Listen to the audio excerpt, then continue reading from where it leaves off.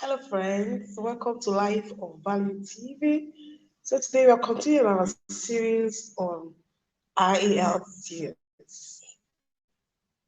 IELTS. So a lot of people are writing IELTS and they are confused on how to excel or get the desired band results that they want. They want to make it 7.5. They want to make band 8. They want to make band 8.5. It's very easy. They are just little secrets you need to know to get your desired results. This is Life of Value TV. We share tips to make your life valuable. We talk on all areas of life just to give value to your life. We give value to your life. We help you achieve your desired expectation in life, growth in career, livelihood, business, career paths, everything that is about value. So today I want to discuss about how to make a band 8.5 or 8.8 and above in writing. A lot of people, find it difficult to get a high band score in writing. But wait, there are those little secrets you need to know. I'm going to share it, and I just hope that you learn it, put it to work, and go smash your exam.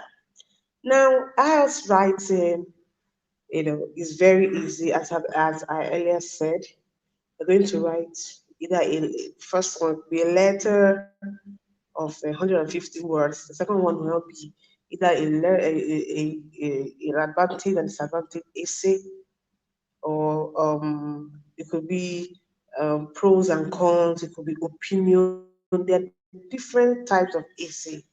They will put out to you, but you do first a letter or a simple essay for 150 words, then the second one 250 words. Remember, getting a high band score, you must meet this word count. The first one is the 150 words. Could be a very simple essay, informal letter. Informal letter to say maybe a friend is traveling and wants to sell off his properties and has written to you to buy same. Write back to tell your friend you're willing to buy and when you are to come and inspect. It could be that you need to apply for a loan in the office for a postgraduate program or a program you want to do. Just write a letter to your boss. It could be request for reference. Write to your former establishment requesting for reference. Just a simple informal letter. Now you have to shoot it straight, meet your 150 target, and you don't need to waste time in that informal letter. It's as better you just spend like 20 minutes max on that one. You need to focus more on the part two of the writing task, which is the one that has 250 words limit. You must exceed that limit. At least you must. Don't write less, write more than that. Now, before you embark on your writing exam, you must be practicing at home. I keep emphasizing on it. Practice at home. A lot of people engage tutors to teach them. I'm also a tutor. Yes, I teach people, but even if you don't have a tutor, you can practice by yourself. There are a lot of materials online, access them, there are a lot of samples, a lot of people are talking about it. Just listen and the one that appeals to you, you utilize it. Now, while you're processing or rehearsing at home, practicing by yourself, you have to master your word count. Sometimes because of the exam pressure, you don't have the time to start counting your words. After you finish writing, unless you have that luxury of time to now start counting, but it doesn't make sense. You should be able to know in a sentence or in a line. I always write 5 words or 6 words in a line based on your handwriting. This you have to master when you are practicing at home. Once you have mastered it, you're able to know I write 7 words in a line. You now count the lines, multiply it by 7 words or 6 words. It will give you a total of how many words you've written in that letter. Just go straight to the point. The normal greetings. In this letter, you don't need to write address of your address and the address of the person you're writing. No, you just go straight to the letter. Hello or dear friend or dear, depending on what you call your friend or depending on the circumstances of what you're being asked to do. It could be dear sir, dear madam, and you now put up the heading, then I now begin to write, the above caption refers, or the above subject matter refers. I write to humbly request for, depending on what you're being asked. It's just a simple letter you're used to, you know. Don't let it have more than three paragraphs.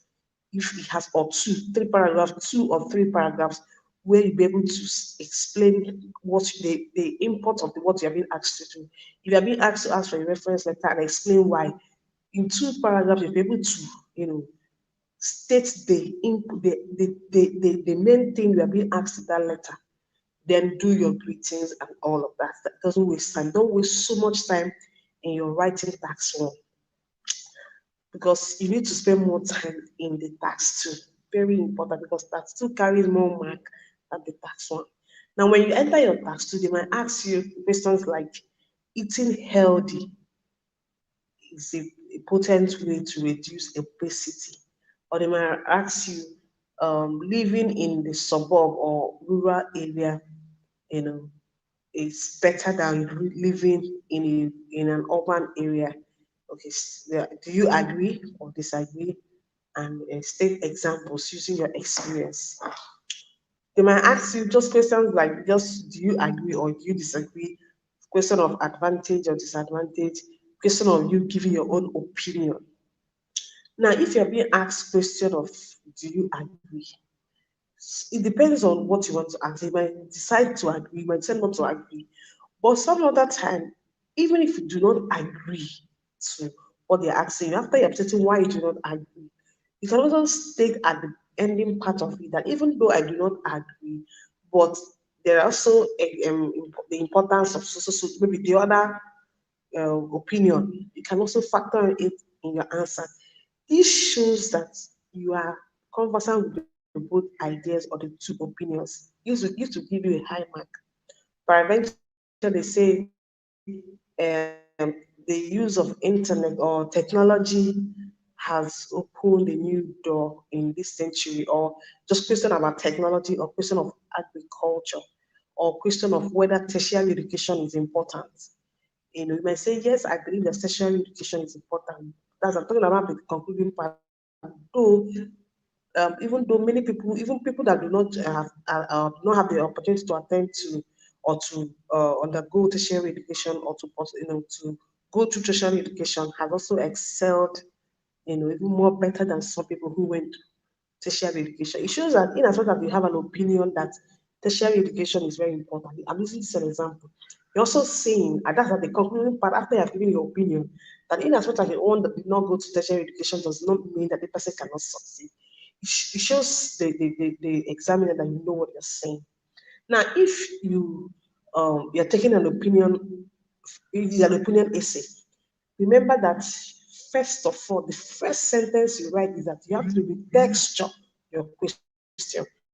If your question is eating right helps to reduce obesity.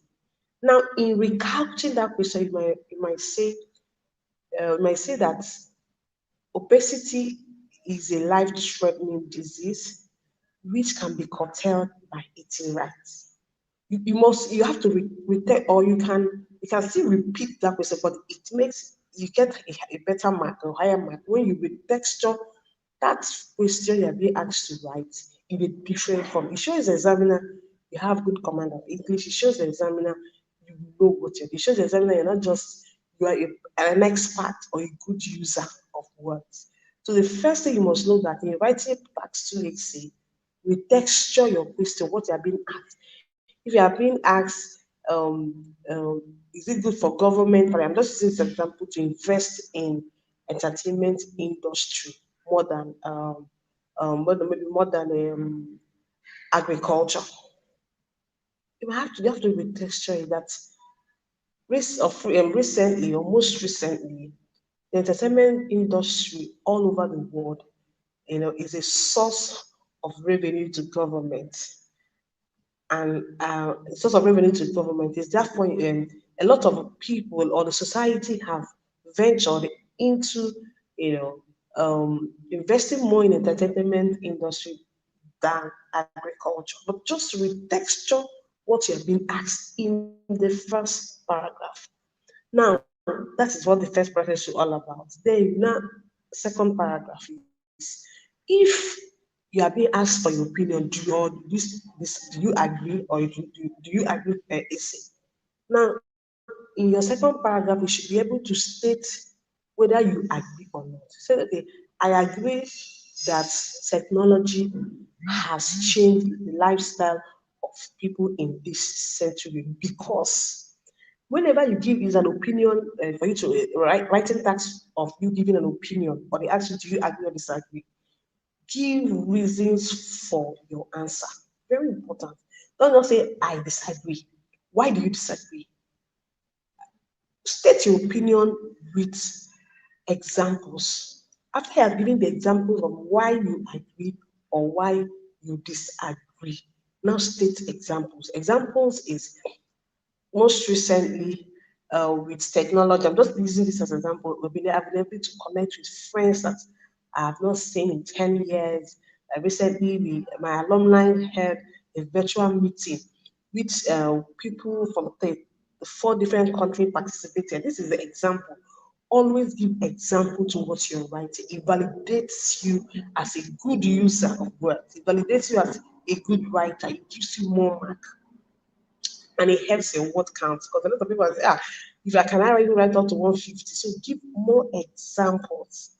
Do you understand? After you've given use the two paragraphs to give you examples, then the last paragraph, your concluding part, will reaffirm your opinion or reaffirm whether you agree or disagree. Then, even if you agree, you can still connect the other opinion. Peradventure, if you are writing on technology, you can say, in as such as this in this century, people technology has changed the lifestyle, but even in people who are not exposed to technology have been able to live a good life of maintain unity in family, even in the absence of technology. Or you can say technology has even caused disunity in family ties because a lot of people no longer visit their family members, rather they rely on technology, social media platform to visit. In as much as you have taken a different view in what you are writing, try and connect. Do you if you I don't I just hope you understand. If you say you agree in your earlier paragraphs, fine. But if you're not good at this, just remain in your opinion. If you say I agree, just do your agree, state the reasons, the examples, and leave it at that. Then you conclude. Remember, your concluding paragraph is very important. Use the first paragraph to rephrase the topic you're being asked. Rephrase it. This is the second and the third paragraph to answer the question you're being asked and give examples. Use the last paragraph to conclude. If you can relate the both arguments, fine. If you cannot, just leave it. If you say yes or you agree, agree. If you say you do not agree, just leave it at that. But if you can relate the two positions together, it shows you have a master. You're a writing expert, a master of words, and you understand, you have good reasoning and appreciate the topic before you. You know, just like I earlier stated, note your word count. By the time you're done, count the number of words in your. If you already you master that you can read 7 words in a sentence, you cannot calculate it as against the number of lines you have written. You should be able to sum up to 200 and something words. Just note that you have to do more than 250 words. You know, I know that this is I'm going to do more on this topic. I'm going to dwell more on this topic. A lot of people have been pressuring me to okay, tell us for the secret and all of that. But just this summary have given me help you make over an 8. I'm even sure 8.5, if not 9 in writing. So friends, if you've not subscribed to the channel, please hit the subscribe button, share this video and like it. Take care of yourself. Bye.